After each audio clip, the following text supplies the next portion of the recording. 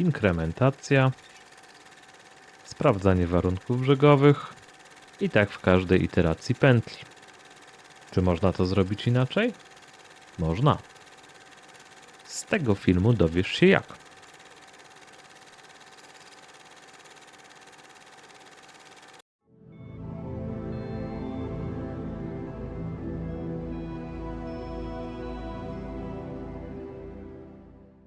Gdy używamy liczników, chcemy, aby ich wartości zawierały się w określonych przedziałach. Przykładowo, jeżeli chcemy zliczać sekundy lub minuty, to interesuje nas tylko zakres od 0 do 59. Spójrzmy na przykład. W każdej iteracji zmienna count jest inkrementowana, a następnie sprawdzamy, czy nie przekroczyła już maksymalnej dozwolonej wartości. Jeżeli tak, to przypisujemy jej wartość minimalną założonego zakresu. Istnieje jednak inny sposób, który umożliwia osiągnięcie takiego samego efektu. Można użyć operatora modulo.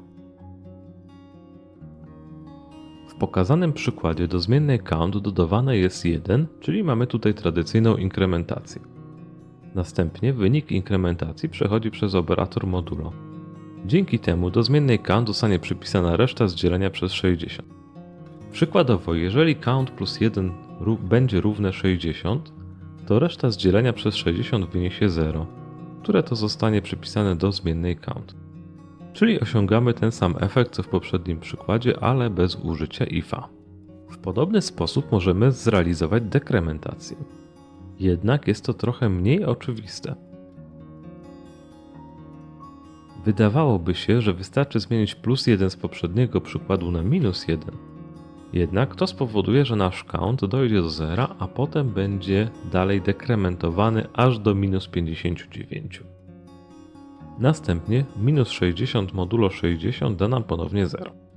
Co więc trzeba zrobić, żeby count dekrementował się w zakresie od 59 do 0? Wystarczy zamiast od count odejmować 1 dodać 59. Wtedy wbrew temu, co się wydaje w pierwszej chwili, otrzymamy dekrementację w zakresie 59 do 0. Jak to się dzieje? Spójrzmy przykładowo na pierwszą iterację pętli, gdy zmienna count równa się 60.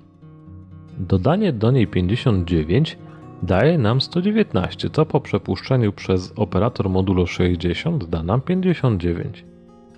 Dla count równego 59 dodanie 59 daje 118, a po modulo 60 wyjdzie 58.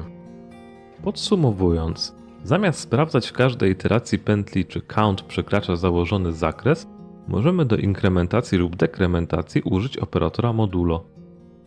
Wtedy od razu zapewniamy sobie, że zmienna count będzie zmieniać się w określonym przedziale.